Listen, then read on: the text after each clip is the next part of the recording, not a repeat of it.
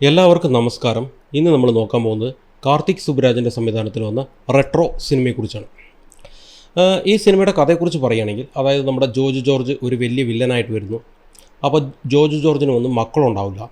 അപ്പോൾ അങ്ങനെ ഇരിക്കുന്ന ഒരു സാഹചര്യത്തിൽ വന്നിട്ട് ജോർജ് ജോർജിൻ്റെ കൂടെയുള്ള ഒരു അടിയാൾ അയാൾ മരിച്ചു പോകുന്നു.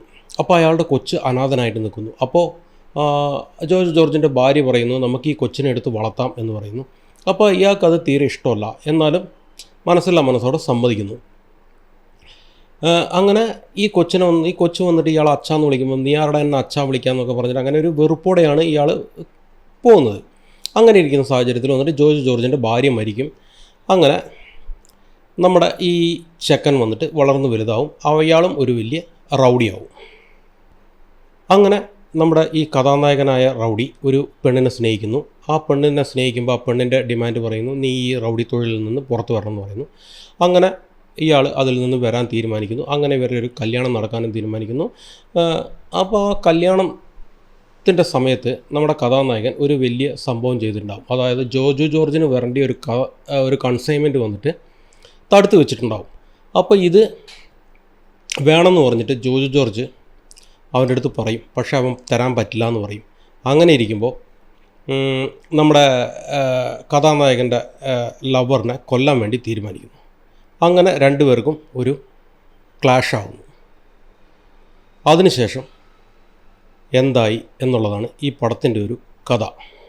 ഇങ്ങനെ തുടങ്ങുന്ന കഥ അതായത് വന്നിട്ട് നോക്കിക്കഴിഞ്ഞാൽ ഇതിഹാസം, പുരാണം എന്നിങ്ങനെയുള്ളതൊക്കെ ചുറ്റിത്തിരിഞ്ഞ് അവസാനം 1967, 87 അങ്ങനെ കുറേ കാലഘട്ടങ്ങളൊക്കെ പോയി. വിട്ടുകഴിഞ്ഞ് ഒരു BCക്കും പോയില്ല. അങ്ങനെ എവിടെയൊരു എന്താ പറയുക, ഒരു മിത്തോളജിക്ക് വരെ കൊണ്ടുവന്ന് നിർത്തുന്നു.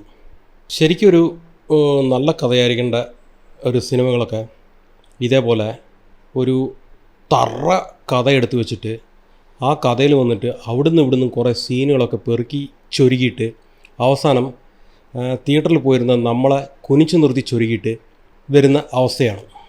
കഥ അതേപോലെ പോകുന്ന റൂട്ടുകൾ തൂത്തുക്കുടി തുടങ്ങി കാശിയിൽ പോയി, അൻഡമാനിൽ പോയി, ഓസ്ട്രേലിയയിൽ പോയി, അങ്ങനെ പോയിക്കൊണ്ടിരിക്കുക. നമുക്കൊരു പിടുത്തം കിട്ടത്തില്ല. അങ്ങനെ ചുറ്റി അവസാനം ആൻഡമാനിൽ പോയി കഴിഞ്ഞ് കഴിഞ്ഞാൽ അവിടെ വില്ലൻ എന്താ ചെയ്യുന്നതെന്ന് വെച്ച് കഴിഞ്ഞാൽ ഈ ഗ്ലാഡിയേറ്ററിൽ സിനിമയിൽ നടക്കുമല്ലോ, അതേപോലെ ഈ അടിമകളെയൊക്കെ വെച്ചിട്ട് അടി ഉണ്ടാക്കിക്കൊണ്ടിരിക്കുക. ഗ്ലാഡിയേറ്റർ സീനൊക്കെ കാണിക്കുന്നത് കാണണം. രണ്ട് ഭാഗത്ത് എങ്ങനെയാണെന്ന് വെച്ച് കഴിഞ്ഞാൽ 4 ദിവസം ഭക്ഷണം കഴിക്കാത്ത ടീമിനെയൊക്കെ കൊണ്ടുവന്നിട്ടാണ് അടി ഉണ്ടാക്കുന്നത്. അതേപോലെ ഒരു ഇതിൻ്റെ അടിയിൽ ഒരു മുതല കറങ്ങിയിട്ടിരിക്കുന്നു. അതിന് തീറ്റ കൊടുക്കാൻ വേണ്ടി കുഞ്ഞുങ്ങളെടുത്തിരുന്നു, കൊന്ന് ആൾക്കാരെ കൊടുക്കുന്നു. അങ്ങനത്തെ സീനുകൾ അതൊക്കെ വന്നിട്ട് നമ്മുടെ കങ്കുവെന്ന് ചെയ്യാൻ പറ്റാത്ത ഇതിലേക്ക് കൊണ്ടുവന്ന് ചെയ്താന്ന് തോന്നുന്നു.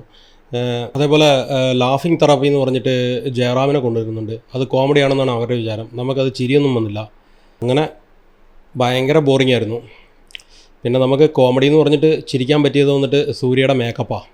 ഈ മറ്റേ കിങ്സ്ലിയുടെ ഷേപ്പ് പോലെ കൊണ്ടുവന്നിട്ട് മേക്കപ്പ് ഇട്ടത് അത് മാത്രമേ ഉള്ളായിരുന്നു നമുക്ക് ചിരിക്കാനുള്ളൊരു ഇത്. അത് സീരിയസ് ആയിട്ട് അവർ തോന്നി, പക്ഷേ നമുക്ക് കാണുന്നവർക്കൊക്കെ അത് ചിരിക്കാനുള്ള ഒരു സംഭവം ഉണ്ടായിരുന്നുള്ളൂ. പിന്നെ അതേപോലെ ആവശ്യമില്ലാത്ത കുറേ കഥാപാത്രങ്ങൾ, അവരൊക്കെ എന്തിനാ പോകുന്നത് എന്നൊന്നും അറിയാണ്ട് ഒക്കെ പോകുന്നുണ്ട്. പിന്നെ വേറെ പ്രത്യേകിച്ചൊന്നും പറയാനില്ല. മൊത്തത്തിൽ ഈ സിനിമ എങ്ങനെയുണ്ടെന്ന് ചോദിച്ചു കഴിഞ്ഞാൽ ഈ പടം കണ്ടു കഴിഞ്ഞതിന് ശേഷം എനിക്കൊരു ഫീലിംഗ് കങ്കുവ സിനിമ എത്രയോ ബെറ്ററായിരുന്നു എന്നുള്ള ഫീലിംഗ് വരും. അതേപോലെ അപ്പോൾ ശരി എന്നാൽ ബൈ.